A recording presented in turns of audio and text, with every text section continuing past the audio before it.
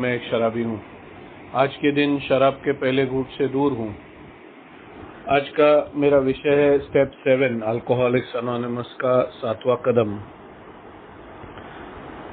English में 7 step है humbly ask him to remove our shortcomings. अपनी कमजोरियों को दूर करने के लिए हमने ईश्वर से निवेदन किया। तो ये स्टेप 7 है।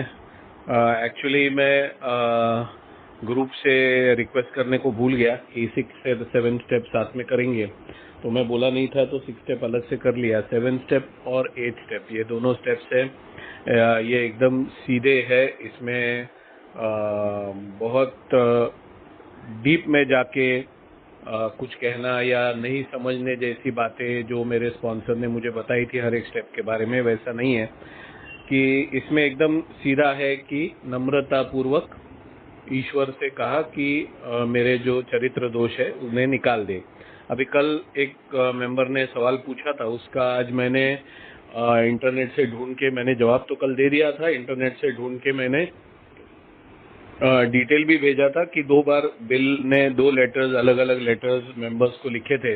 वो कौन से साल में, उसका भी डिटेल मैंने मेंबर्स को आज भेजा था कि ये जो स्टेप में शॉर्टकमिंग्स लिखा है, 7 स्टेप में शॉर्टकमिंग्स लिखा है, और 6 स्टेप में कैरेक्टर डिफेक्ट्स ऐसे लिखा हुआ है। तो ये दोनों अलग अलग है क्या, ऐसा सवाल कल मेंबर ने पूछा था। तो इसका डिटेल मैंने आज भेजा था कि 1963 में और 1965 में 2 बार बिल ने लेटर्स लिखे थे। हमारे जो को फाउंडर है उन्होंने नवंबर 16 1965 में और मार्च 7 1963 में बिल ने लेटर्स लिखे थे मेंबर को इसका जवाब देने के लिए, और कहा था कि शब्द अलग अलग इस्तेमाल हो गए पर हर एक जगह पर चरित्र दोष यही इसका अर्थ है। तो चरित्र दोष निकालने के लिए नम्रता पूर्वक हम ईश्वर से विनती करते हैं। मैंने जब ये स्टेप लिया, मैंने कल ही शेयर किया था, मैंने जब ये स्टेप ले मतलब 6 स्टेप मेरा हो गया, ऐसा स्पॉन्सर बोले। स्पॉन्सर ने मुझे हर एक स्टेप के बाद कहा कि ये स्टेप तो हो गया पर ये तुझे बार बार करना पड़ेगा, क्योंकि कल जैसे मैंने कहा कि कोई पेड़ ऐसे होते हैं कि उनकी जड़ें इतनी जमीन में गड़ी होती है कि अगर वो पेड़ की टहनियाँ या पेड़ भी काट डाले तो वो जड़ें इतनी गहरी होती है कि फिर से वो पेड़ उग जाता है, वो पूरी तरह से मरता नहीं है। वैसे मेरे दोषों की, मेरी चरित्र दोषों की जड़ें जो है वो मेरे आत्मा में, मेरे मन में इतनी गहराई में गड़ चुकी है कि मैं कितनी भी कोशिश करूं ये पूरी तरह से अब तक तो नहीं निकल रही है। मैं पूरी तरह से कोशिश करता हूं पर अब तक तो निकलती नहीं है। पर सुधार काफ़ी है। कल ही मेरे शेयरिंग के बाद मेरी बीवी से मैं बात कर रहा था कोई और दूसरे सिलसिले में, और मेरी बीवी मुझे खुद ही बोली कि हाँ तेरे में अभी बहुत बदलाव है। तो ये जब भी कोई कहता है कि तेरे में बहुत बदलाव है तो ये सर्टिफिकेट है कि बाबा मैं कोशिश सही रास्ते में कर रहा हूँ। और ये बहुत बदलाव है का मतलब पूरा बदलाव नहीं है। इसकी वजह यह है कि मेरे दोष जिनके ऊपर मैं काम करता हूँ वो कोई ना कोई वजह से फिर से अपना फन निकालते हैं और मुझे वापस उसके ऊपर काम करना पड़ता है। तो इसका मतलब मैंने स्टेप वर्क नहीं किया, क्या किया है, मैं बहुत दिल से और बहुत मन से और बहुत लगाव से और बहुत मेहनत से मैंने स्टेप वर्क किया है, करते रहता हूँ। और हर बार जब भी कोई दोष पता चलता है, अभी फर्क यही हो गया है जो 9 स्टेप प्रोमिसेस है उनमें कहा गया है वैसे कि फर्क इतना ही हो गया है कि पहले जो मेरे दोस्त थे जिसकी वजह से मैं दुनिया के सामने मुंह नहीं दिखा सकता था, ऐसी हालत थी, आज मैं फिर से बिना डरे और बिना कोई खौफ के मैं आज दुनिया के सामने जा सकता हूं, क्योंकि मैं प्रयास पूर्वक मैंने ये कोशिश की है कि मेरे दोषों पे मैं काम करूं। तो ये जो 7 स्टेप है ये मैंने जब भी शुरू किया तभी मैं फोर्थ स्टेप मेरा लिखा हुआ था, फिफ्थ स्टेप में मैंने पढ़ के दिखाया था, सिक्स स्टेप में मैंने पूरी तरह से मैं तैयार हो गया था कि लोग सामने के कैसे भी बर्ताव करे, परिस्थिति सामने की कैसे भी हो, मैंने अपने दोषों को ऊपर आने नहीं देना है और मैंने अपने दोषों को समझ के वो पूरी तरह से निकल जाए इसके लिए कोशिश करने के लिए तैयार होना चाहिए और फिर प्रार्थना करनी चाहिए कि मेरी हायर पावर ये दोष निकाल दे। मैंने ये सब फोर्थ स्टेप का मेरा जो फाइल था वो साथ में लेके मैंने प्रे किया। मैंने कल भी बताया, मैंने घर में मंदिर है उसके सामने खड़ा रह के प्रे किया, खुद को रूम में बंद करके प्रे किया और एकदम ईमानदारी से प्रे किया कि मेरे ये दोष हायर पावर निकाल दे। और वो फीलिंग आया कि चलो ये दोष निकल गए और उसी टाइम उसी दिन मुझे एहसास हो गया कि कुछ ऐसी घटना हो गई कि मैं एकदम से चिढ़ गया और मुझे लगा कि अरे ये क्या गड़बड़ हो गई। मैंने तो पूरा काम करके फिर हाथ जोड़ के प्रार्थना करके मैंने बताया, प्रे करके मैंने बताया कि मेरे दोष निकाल देना, और ये फिर से जोर शोर से मेरे दोष तो अपना रंग दिखा रहे, तो गड़बड़ क्या हो गई। तो मैंने ताबड़तोड़ स्पॉन्सर को, मैं टेंशन में आ गया, मैंने स्पॉन्सर को फोन किया कि ये तो ऐसे हो गया। स्पॉन्सर बोला तकलीफ का बात नहीं है, कोई टेंशन नहीं लेना, इतने साल बचपन से लेके अभी तक तूने अपने दोषों को खिला पिला के मजबूत बनाया है, तो तू कितना भी मन से तैयार हो, इसमें थोड़ा टाइम लगेगा। पर और ये एक बार ऐसे तू प्रे करेगा कि भाई मेरा दोष निकाल दो और निकल गए, ऐसा होता नहीं है। तुझे खुद को तैयार करके ये कोशिश में रहना चाहिए कि तू सतर्क रहे। जब भी तेरे दोष अपना सिर ऊपर निकालते हैं, गड्ढे में तूने गाड़ दिया उनको और अपना सिर ऊपर निकालते हैं, तो तुझे ध्यान रखना पड़ेगा और उस टाइम को, बराबर उस टाइम को तुझे ये प्रेयर करनी पड़ेगी कि ये मेरे दोष ये टाइम को बाहर आते हैं और तभी प्लीज मुझे ये दोष निकालने के लिए हेल्प करना। मैं अनुभव शेयर करता हूँ। मैं बाइक पे जा रहा था और हेलमेट नहीं पहना था, तो मेरी गलती है, मैं हेलमेट पहना नहीं था क्योंकि बहुत नज़दीक, जैसे मैं बोला कि दोष जस्टिफाई करने को मजबूर कर देते हैं, समर्थन करने को मजबूर कर देते हैं। तो मुझे लगा, मेरे गली में ही जा रहा था और गली के अंदर हमारे एरिया में अंदर की गलियों में पुलिस नहीं रहती है, मेन नाकों पर रहती है। तो मैं बोला अंदर की गली पर आधा किलोमीटर भी जाना नहीं है, कुछ काम था, तो मैं बैंक में पासबुक भरना था और वहां से जिम जाना था। तो मैं बैंक में पासबुक भर के जिम की तरफ आया और वहां पर पुलिस ने नाकाबंदी जैसा कर दिया था और मुझे रोक दिया कि हेलमेट नहीं पहना तूने करके। और मैं पुलिस को देख के ही मैं पता चला, अरे यार गड़बड़ हो गई करके, और मैं खुद को दोष देने लगा कि देख ऐसे करेगा तो तुझे सजा मिलेगी, ये वो करके मैं रुक गया। और मैं पुलिस के सामने खड़ा हो गया और मन में आया कि झूठ बोल दूं। मेरा हमेशा का झूठ था कि मुझे एक्चुअली सच में मुझे क्लॉस्ट्रोफोबिया है। क्लॉस्ट्रोफोबिया यानी कि बंद जगहों में सांस घुटन सी महसूस होती है। लिफ्ट में जब भी मैं अभी इतना तकलीफ नहीं है, उसके ऊपर भी मैंने काम किया है। तो लिफ्ट में जब भी मैं ट्रैवल करता हूँ तो ऐसी घुटन से महसूस होती है, या कोई ऊंची टेबल नहीं है, अगर कोई ज्यादा ऊंची टेबल नहीं है या ऐसा कुछ है और उसके नीचे कोई चीज गिर जाए और नीचे घुस के वो चीज निकालना है, तो अंदर जाके अगर मुझे जरा भी लग गया कि मैं फंस गया हूँ, तो एकदम सांस मतलब घुटन सी महसूस होने लगती है, अभी मैं सांस नहीं ले पाऊंगा ऐसा लगने लगता है। तो मुझे सचमुच क्लॉस्ट्रोफोबिया है। तो मेरा हमेशा का झूठ था कि कभी बिगर हेलमेट का मुझे जितनी बार मैं ए में आने से पहले पकड़ा है, मैंने बोला है मुझे क्लॉस्ट्रोफोबिया है और मैं हेलमेट पहनता हूँ तो मुझे घुटन सी होती है, मेरे पास डॉक्टर का सर्टिफिकेट है, दिखाऊं क्या। और अगर पुलिस बोलते दिखा तो मैं बोलता हूँ अरे अभी नहीं है, रुको मैं लेके आता हूँ, और ऐसा वैसा करके मैं हर बार निकलने की कोशिश किया हूँ और बहुत सी बार निकल भी गया हूँ वो मामले में से।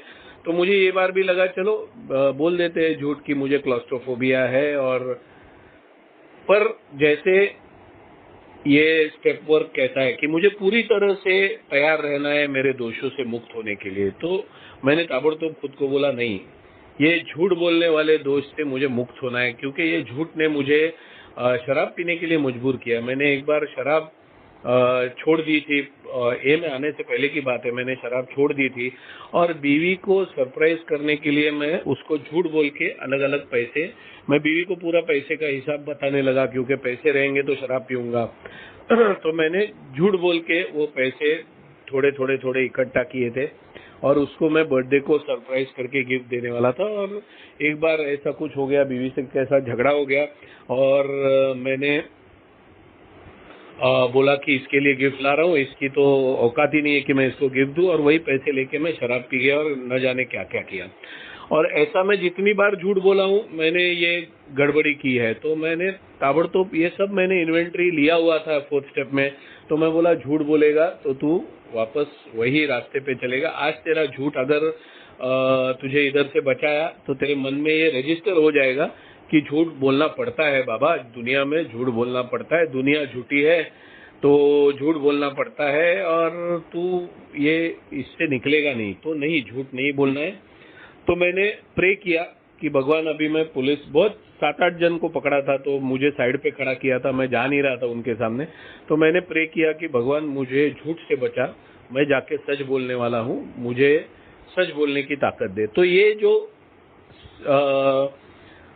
7 स्टेप प्रेयर है, ये मुझे स्पॉन्सर ने बोला, हर बार जब भी तुझे मालूम है कि ये गलत काम है, ये दोष है, अगर ये दोष से तुझे निकलना है तो दोष वो यूज करता है, तू गुस्सा जब भी यूज करता है, अब्यूज बोलना चाहिए सच्ची में, तो तू जब भी ये अब्यूज करता है, तेरा गुस्सा, तेरा खुन्नस, तेरा लालच, तेरा डर, ये जब भी तू अब्यूज करता है, उस टाइम खुद को रोकना और खुद को बोलना, मुझे इससे पूरी तरह से निकलना है, और तभी प्रे करना कि ये मेरे से निकालने के लिए मैं रिक्वेस्ट करता हूँ। तो मैंने रिक्वेस्ट किया, पुलिस के सामने गया, अंदर से मन मान नहीं रहा था, मैं बोला निकलूंगा नहीं, खाली फोकट का ये सच्ची बात कहने में पेनल्टी लगने वाला है। पर मैं खुद को समझाया कि सच बोल के पेनल्टी भी लगे तो तुझे कम से कम अगली बार हेलमेट पहनने के लिए दिमाग जगह पर रहेगा, ये वो सब मैंने खुद को समझाया और पुलिस के सामने गया। पहले ही पुलिस थोड़ा चिढ़ गया था, क्योंकि मैं लंबा खड़ा था, सोच में था, मैं आ नहीं रहा था, वो इशारे कर रहा था। तो वो पुलिस इंस्पेक्टर थे, उन्होंने मुझे बोला, क्या हो गया, क्या किसी को फोन लगाने वाला है क्या, क्या सोच क्या रहा है? मैं बोला, नहीं सर, मैं बोला एक्चुअली मैं जिम के लिए निकला था, मैंने मेरे जिम से ऐसे 40-50 कदम पे ही वो पुलिस खड़े थे। तो मैं बोला, मैं देखिए, मैं जिम का बैग दिखाया उनको, मैं जिम जा रहा था, उतने में मेरे मम्मी ने बोला पासबुक बैंक में भर। मैं मम्मी का पासबुक ही भरने बैंक में जा रहा था, तो उसका पेंशन का पासबुक वो बोली भर, तो माँ को मना तो नहीं कर सकता मैं, तो मैं पासबुक भरा। पासबुक भरने में टाइम लग गया, वो बैंक में लाइन में खड़ा हो गया, तो मैं जिम के लिए लेट हो रहा था, तो मैं फिर से लॉक किया हुआ हेलमेट निकाले बगैर मैं आ गया। बैंक से लेके जिम तक मैं बोला 100 मीटर की भी दूरी नहीं है, और आप बीच में आपका ड्यूटी कर रहे हो, तो 100 मीटर ही था करके मैं घर से निकला, तभी तो हेलमेट पहन के आया था, और सच्ची में पहना था मैंने। तो मैं बोला हेलमेट पहना था और अभी मैंने ये किया, तो आई एम वेरी सॉरी, अभी जो आप बोलो वो। तो बोले, ये सब तू बोल रहा है सच है क्या? मैं बोला एकदम 100%। मैंने पासबुक भी निकाल के दिखाया, जिम का बैग भी दिखाया, तो उनको विश्वास हो गया। और उन्होंने बोला ठीक है, पर फिर भी 100 मीटर रहे या 50 मीटर रहे या कितना भी रहे, हेलमेट पहनना चाहिए। तो मैं बोला हाँ वो तो है, मेरा गलती हो गया। बोले ठीक है जाइए। उन्होंने मुझे छोड़ दिया और मैं जिम चला गया, ऊपर वाले को थैंक यू बोला कि सच बोल के भी मैं निकल गया। मैं हर बार सच बोल के फंसा हूँ, तो मुझे इस बार उम्मीद नहीं थी कि मैं सच बोल के निकल जाऊंगा, पर मेरी सच्चाई की वजह से वो पुलिस ने मुझे छोड़ा, या सचमुच उनको लगा कि एक 40-50 मीटर है, सच बोल रहा है आदमी तो छोड़ दे, उनको राइट रहता है नहीं रहता है मुझे मालूम नहीं, पर मुझे छोड़ दिया। और मैं अभी ये बात को भी 7-8 साल हो गए, तो मैं जिम चला गया थैंक यू बोल के। उससे क्या हो गया, मुझे और ताकत मिली कि मैं अगली बार सच्चाई से मेरी समस्याओं का सामना करूं।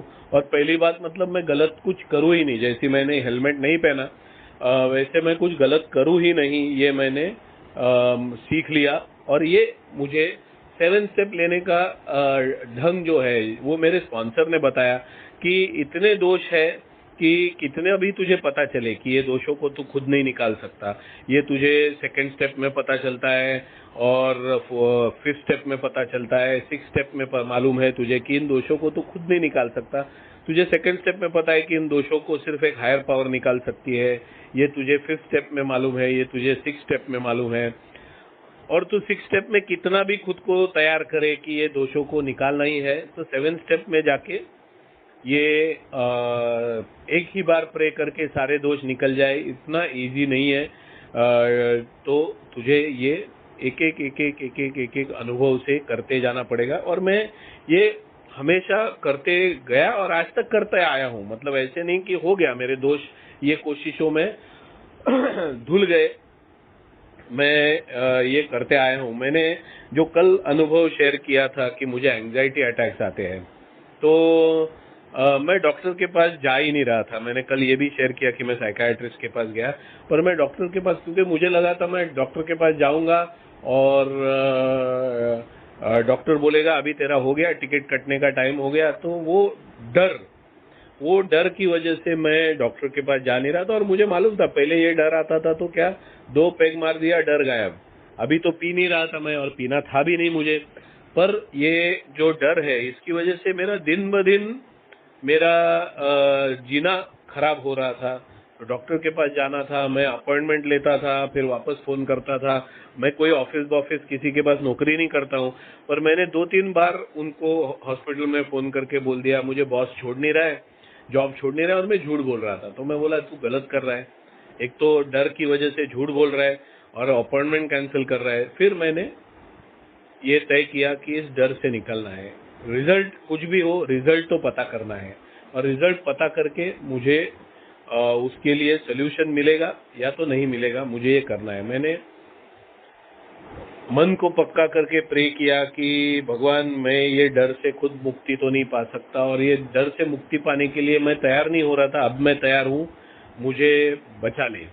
और मैंने अपॉइंटमेंट बुक किया, मैं गया, बहुत देर वेटिंग में रुका, फिर वो ईसीजी निकाला, फिर 2D इको निकाला, और फिर डॉक्टर ने बोला डरने की कोई बात नहीं है तुम्हें, मेरा हार्ट एनलार्ज हो गया था, अभी उसकी वजह मेरे पीने के टाइम में इतना शराब में पिया हूँ उसकी वजह से मैंने उनको बोला मैं अल्कोहलिक हूँ, आज बहुत साल से पी नहीं रहा हूँ, पर वो बोले उसकी वजह से एनलार्ज हो गया। कभी कभी हार्ट एनलार्ज हो जाता है तो फिर से नॉर्मल साइज में आता नहीं है, कभी कभी आ जाता है, अल्कोहलिक का कभी आ भी सकता है नहीं भी आ सकता है।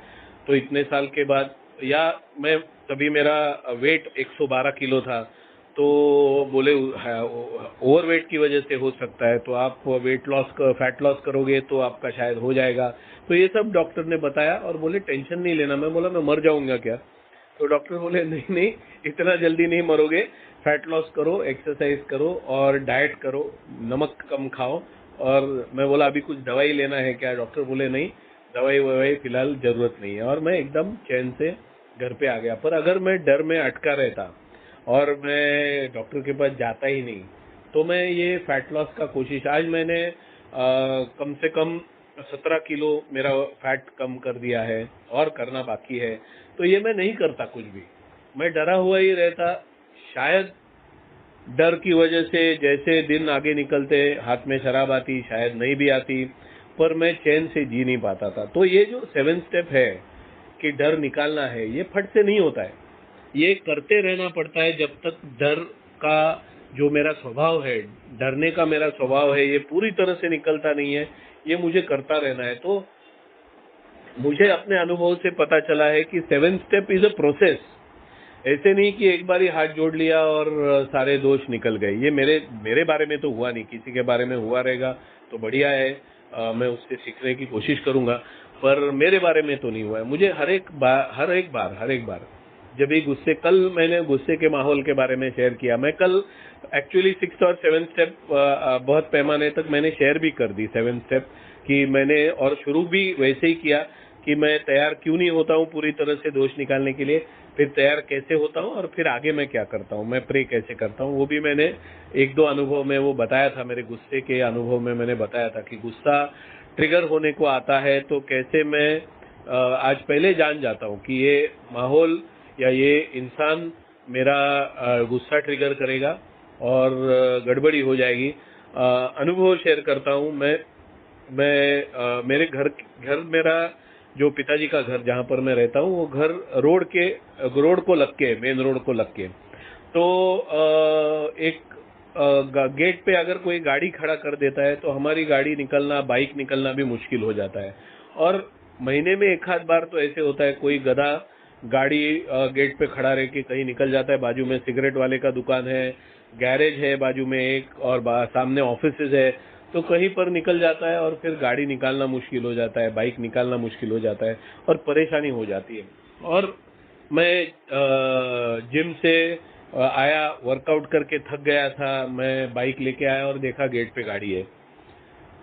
मेरा लंबा से ही मुझे पता चला अभी मेरा फ्यूज उड़ने वाला है, क्योंकि बाइक अंदर नहीं ले पाऊंगा और थक गया हूँ, जिम की बैग पीठ पे है, धूप है। तो मैं बोला कि यार अभी दिमाग खराब हो जाएगा। मैंने लंबा ही बाइक खड़ा कर दी, मैंने बाइक लंबा खड़ा कर दी और रोक के मैं भगवान को बोला ये सिचुएशन ऐसी है कि मेरा दिमाग गर्म होने वाला है, तो प्लीज मुझे हेल्प कर, मुझे गुस्सा हो के कुछ नहीं मिलने वाला है।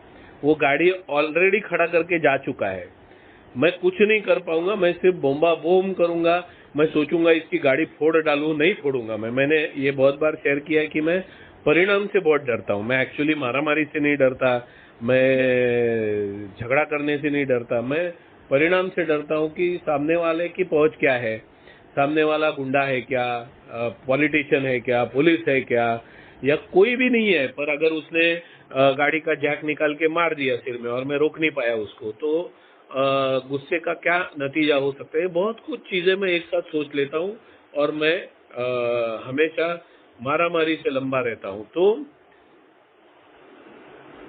ये मैं जानता हूँ कि आगे क्या होने वाला है, ना मैं उसकी गाड़ी फोड़ पाऊंगा, ना गाड़ी पंक्चर कर पाऊंगा, ना कुछ कर पाऊंगा। बस ऐसे ही चिल्लम चिल्ली जोर जोर से करूंगा जिससे मेरे ही ब्लड प्रेशर का प्रॉब्लम शुरू हो सकता है। ये जब ही मुझे ध्यान में आया, मैं प्रे किया कि भगवान मुझे इस गुस्से से तू ही बचा सकता है, बचा ले।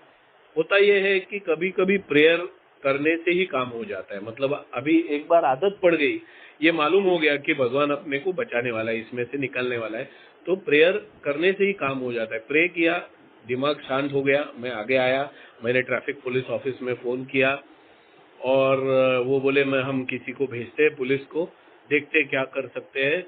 और मैं खड़ा हो गया। अभी पुलिस अपने काम में व्यस्त रहती है, ताबड़तोड़ तो आ नहीं सकती, मेरा उम्मीद ये रहता है। अब भी फोन किया, बाजू में ही मेन ट्रैफिक का सबसे बड़ा मेन ऑफिस मेरे घर से 100 मीटर पे है, तो मैं उम्मीद करता हूँ भाग के कोई आए, कोई आया नहीं। 5-7 मिनट में वो इंसान आ गया जिसकी गाड़ी थी, और मैं बोला ये क्या है, क्या है ये, आपने गाड़ी गेट पे खड़ा किया, मैं कैसे बाइक निकालूंगा। तो वो बंदा मेरे को, मैं इतना शांति से पूछा तो इसलिए कि क्या मालूम नहीं, वो बंदा इतनी बार सॉरी बोला मेरे को कि मैं ही शर्मा गया। मैं बोला नहीं नहीं, इतना सॉरी बोलने का जरूरत नहीं है, पर आपने मुझे दिक्कत कर दी ना पूरा। मैं ऐसा वैसा उसको पूरा स्टोरी सुनाई, मैं जिम से आया, थक के आया, फलाना ढिकना ये वो। तो वो सॉरी सर, सॉरी सॉरी, मेरा ध्यान नहीं गया, सॉरी ये वो सॉरी। वो गाड़ी लेके निकल गया, पर मैं बच गया, गुस्से से बच गया, झगड़े से बच गया। होता क्या था कि अगर मैं झगड़ा कर भी लेता उससे, गुस्सा होने के बाद उससे झगड़ा कर भी लेता, नतीजा कुछ भी होता, वो जाने के बाद में अगले 2 दिन तक वो चिड़चिड़ापन मेरे दिमाग में रहता था। ऐसा नहीं कि खत्म हो गई बात तो मेरा चिड़चिड़ापन भी निकल गया, नहीं, मेरी आदत ऐसी है, मेरा स्वभाव ऐसा है कि वो चिड़चिड़ापन 2 दिन तक रहता, और वो 2 दिन में जो जो मेरे रास्ते में आएगा और थोड़ा बहुत भी मेरे मन के खिलाफ जाए, मैं उसके ऊपर चिढ़ जाऊंगा।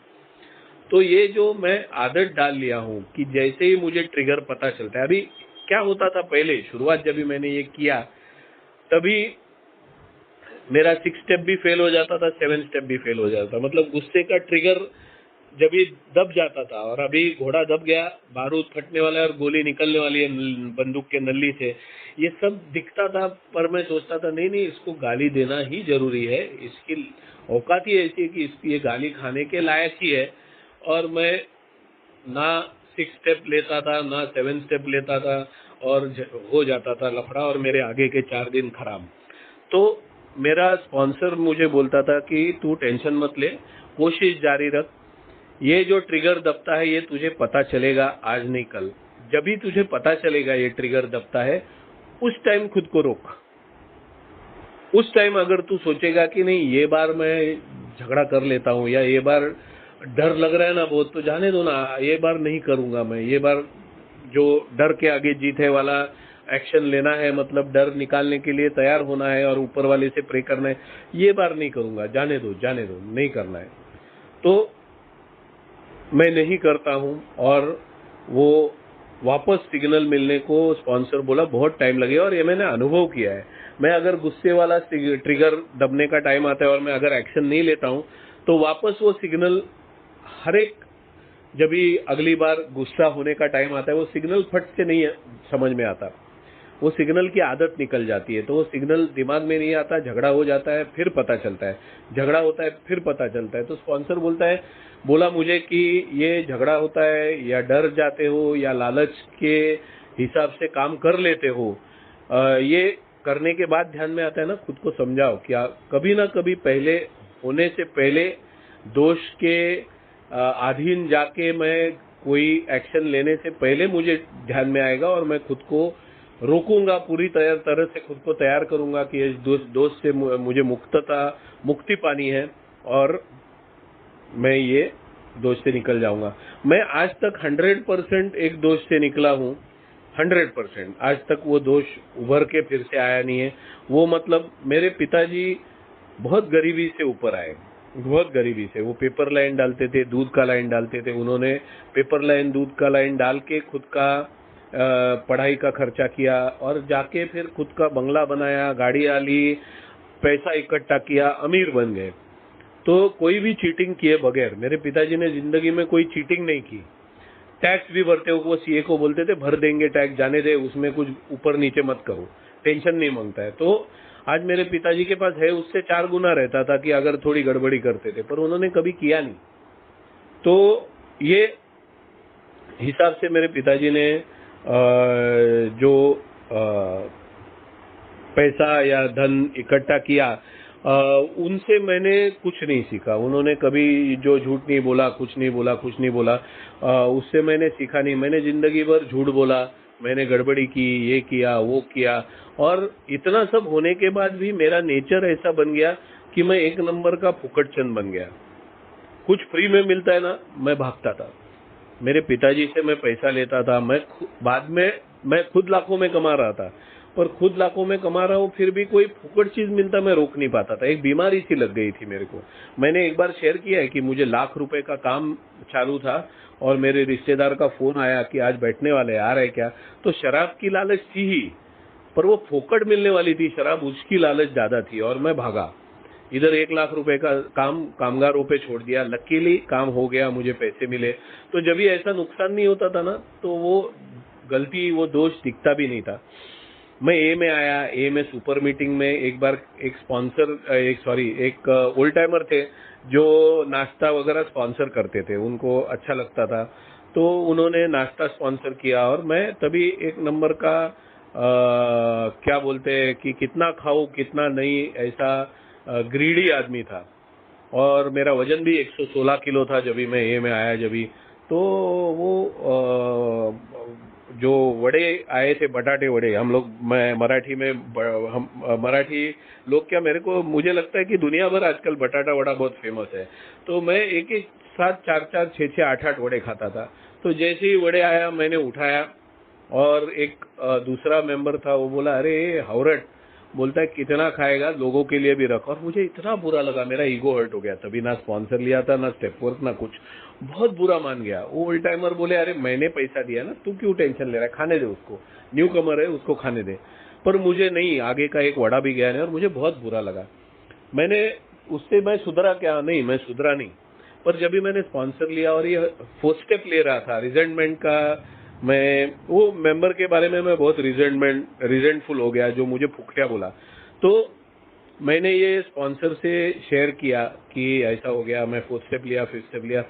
स्पॉन्सर बोला अरे हाँ पर तू फुकट्या नहीं है क्या? तो मैंने इन्वेंट्री तो किया था, मैं बोला है ना, पर उसको क्या हक है, पैसा किसी और ने लिया था।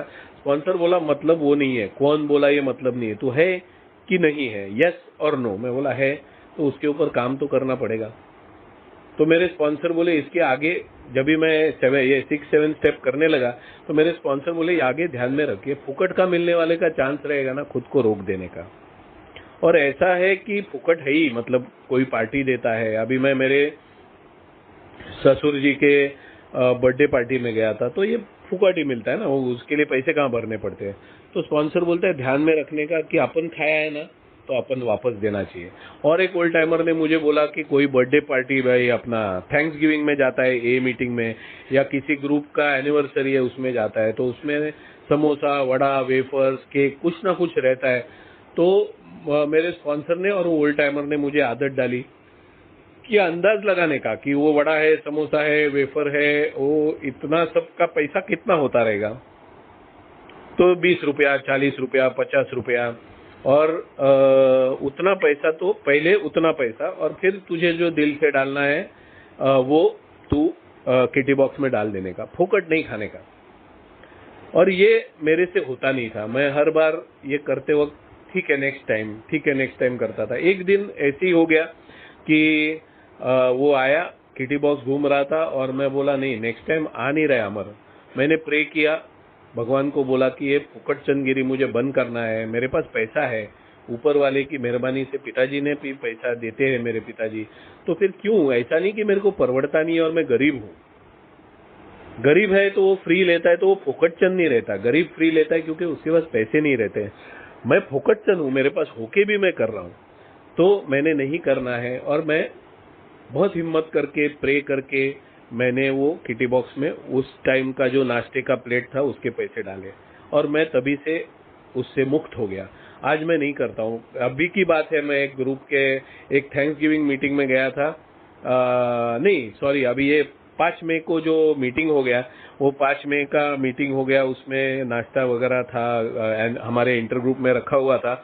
और सब होने के बाद जब भी किटी बॉक्स घुमा, और उसके बाद तभी मैं शेयरिंग कर रहा था। मुझे हिस्ट्री बोलने के लिए, इंडिया का हिस्ट्री बोलने के लिए बोला था, तो मैं शेयर कर रहा था। मीटिंग होने के बाद मैं वो किटी बॉक्स में पैसे डालने को गया, और मैंने वो पैसे ये जमा किए।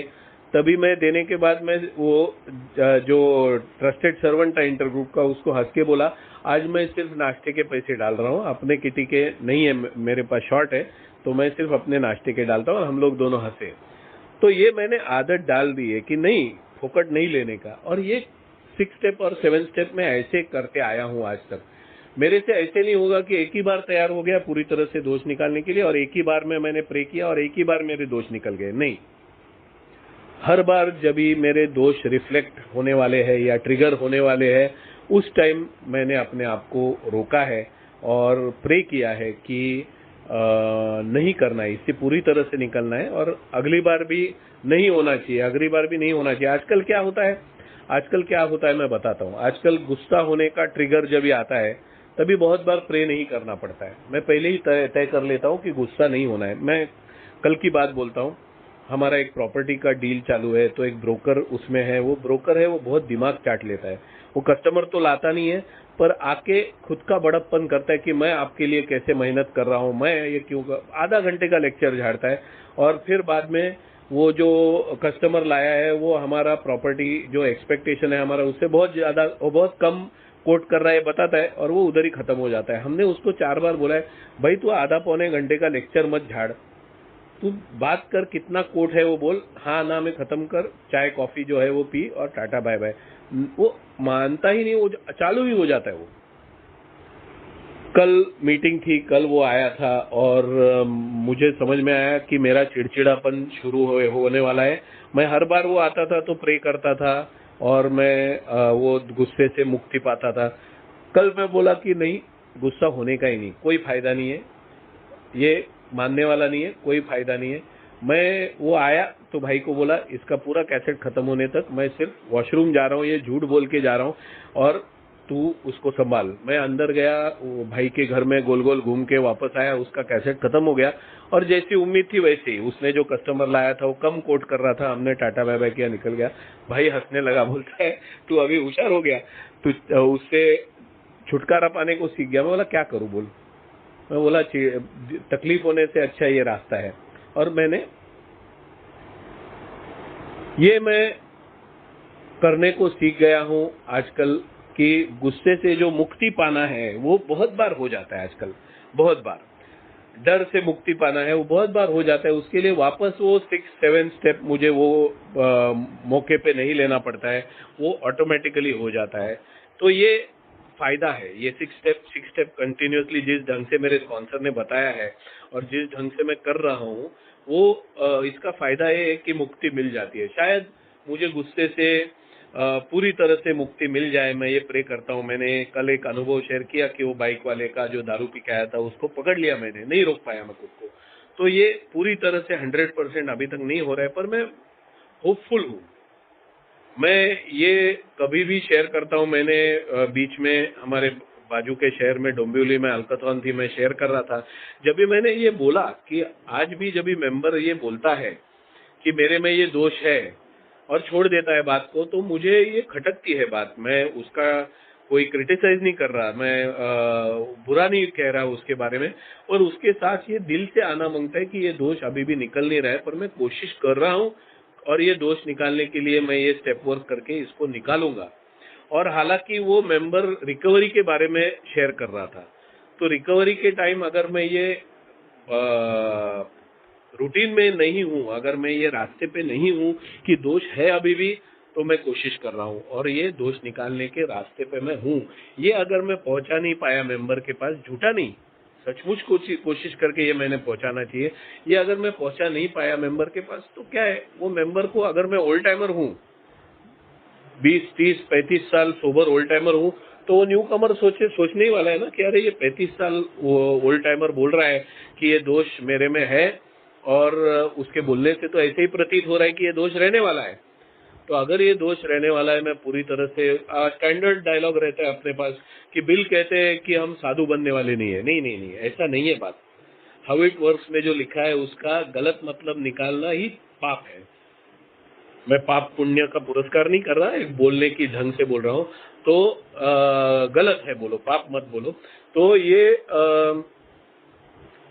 गलत मतलब नहीं निकालना चाहिए अपना। हाउ इट वर्क्स में कहा है कि हम साधु नहीं है, पर उस रास्ते से चलते रहना चाहिए। तो मैं साधु कभी बनूंगा नहीं बनूंगा मालूम नहीं, पर वो रास्ते से चलना चाहिए। तो ये new Qamar carrying the message, ये मैंने ये मेरे शेयरिंग में कहा, क्योंकि मैं कैरिंग द मैसेज पे शेयर कर रहा था, बाद में अगला शेयरिंग मेरा था।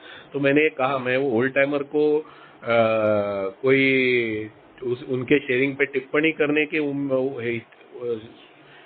हेतु से नहीं किया मैं, पर मैं ये कहना चाहता था कि I am carrying the message. मैं जब भी शेयरिंग करता हूँ, then I am carrying the message. तो ये हमेशा मेरे शेयरिंग में आना चाहिए कि अगर दोष है तो वो निकल जाएगा, ये होप से मुझे कोशिश करती रहनी चाहिए। और मैं आज भी बोलता हूँ, मैं छुपाता नहीं हूँ। कैसे है, मैं बहुत बार स्टेप वर्क पे शेयर करता हूँ। मैं स्टेप वर्क का वर्कशॉप लेता था, अभी बंद किया। मैं एक फिजिकल वर्कशॉप किया, एक ऑनलाइन किया, पर मुझे टाइम नहीं मिलता है। तो मैं ये करता हूँ, तो सामने वाला न्यू कमर ये होप करता है कि अरे ये तो एकदम दूध से धुला साफ सुथरा हो गया रहेगा। तो मैं ये शेयर करते हो अगर बोल दूं कि अरे नहीं दोष तो है, तो बोलेगा फिर क्या फायदा है स्टेप वर्क करके। तो इसलिए मेरा अनुभव इस ढंग से आना चाहिए और वो सच्चे दिल से आना चाहिए, क्योंकि मैं सचमुच कोशिश कर रहा हूँ। तो वो सच्चे दिल से आएगा कि ये दोष है पर कोशिश जारी है, वर्क इन प्रोग्रेस, ये होना चाहिए। और ये मैं करता हूँ। और एक अनुभव मैं शेयर करूंगा। मुझे जब भी कोई मतलब गलत चीज होते दिखती है कि जस्टिस और इनजस्टिस का जब जिधर बात होता है, तो मैं एक जगह पर जाता हूँ जहाँ पर सबको सर्विस मिलती है। और मैं वो जगह या ये नहीं कहूँगा, क्योंकि किसी चीज़ का नाम लेना पड़ेगा जो नहीं लेना चाहिए, धर्म संस्था या ऐसा कोई। तो वहाँ पर सबको सर्विस मिलती है, और मैं देखता हूँ कि पैसे वाला रहेगा तो उसको अच्छी सर्विस मिलती है, और कोई बिना पैसे वाला रहेगा तो उसको सर्विस मिलती नहीं है। अभी मैं ये देखता हूँ तो मुझे खटक जाता है, और खटक जाता है तो मुझे लगता है कि बात तो करनी चाहिए। फिर वापस मेरा जो मेरे स्वभाव दोष है वो ट्रिगर हो जाते हैं कि मैं बात करूँ तो मेरा ईगो बोलता है बात करूँ तो असर होना चाहिए, और अगर असर नहीं हुआ तो बात करके क्या फायदा है।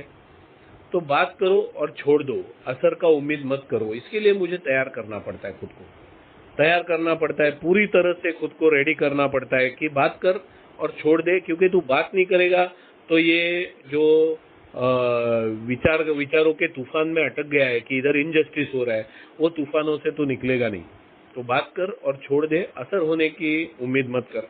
और बहुत बार मुझे नजर आता है कि ये असर होता नहीं है, तो मन ही मन में वो चिड़चिड़ापन चालू हो जाता है। तभी मुझे याद आता है कि अभी मैं पूरी तरह से गुस्से से, चिड़चिड़ापन से मुक्त नहीं हूँ। मुझे तैयार रहना चाहिए, मुझे कोशिश करती रहनी चाहिए। तो ये 10 स्टेप पे जब आएंगे मैं बोलूंगा कि 10 स्टेप का सबसे बड़ा इंपॉर्टेंस क्या है। इतनी सारी स्टेप्स होने के बाद 10 स्टेप का इम्पोर्टेंस क्या है वो मैं शेयर करूंगा। तो ये इन जनरल है। अभी मैं जितने अनुभव बोलूं, एंड रिजल्ट वही है कि जैसे ही मेरा दोष ट्रिगर होते हुए मुझे दिखता है तो ये कैसे आदत लग जाती है। इससे ये बेहतर इससे आदत कैसे लगती है। जैसे मैं 10 स्टेप करते रहता हूँ तो 10 स्टेप की आदत पड़ने पर स्पॉट इन्वेंट्री की आदत पड़ जाती है। वो मैं 10 स्टेप में रिपीट करूंगा यही बात कि स्पॉट इन्वेंट्री की आदत लग जाती है। तो स्पॉट इन्वेंट्री की आदत गलती होने के बाद स्पॉट इन्वेंट्री होती है। तो ये आदत से और एक आदत लगती है, मतलब गलती होने से पहले जागरूकता आना। तो गलती होने से पहले अगर जागरूकता आती है तो ये 6-7 स्टेप का जो प्रोसेस है मैं कर सकता हूँ, और प्रे करके मेरे दोस्त से उस समय के लिए मुक्ति पा सकता हूँ। और ये करके करके करके मैं लंबे समय तक इससे मुक्ति पा सकता हूँ। हमेशा के लिए हो गया तो बेस्ट है। मैं जैसा बोला कि फोकटचंद अभी लेवल मेरे सिर से निकल गया है, मैंने उससे हमेशा के लिए मुक्ति फिलहाल तो पाई है। ये हमेशा के लिए फिलहाल, जिसको आजकल नया स्टाइल है लाइफ मेंबरशिप 5 साल का नाम रहता है, लाइफ मेंबरशिप, पर वो रहता है 5 साल के लिए। वैसा मैं बोलता हूँ कि हमेशा की मुक्ति मैंने फोकटचंद से पा ली है, पर आज तक वो हमेशा है। कल का मैं बोल नहीं सकता, पर कोशिश है कि ये एक दोष से तो हमेशा के लिए मैं मुक्ति पाके चिपक के रहूं इस मुक्ति से। तो कोशिश जारी है, और हर एक बाकी दोष के लिए कोशिश जारी है कि मैं हमेशा के लिए मुक्ति पा लूं। और सचमुच साधु बन गया तो भगवान से थैंक यू वेरी मच। आप लोगों के अनुभवों को थैंक यू वेरी मच, और ये प्रोग्राम के लिए थैंक यू वेरी मच। आज बोलने का मौका दिया, आप लोगों ने सुना, थैंक यू।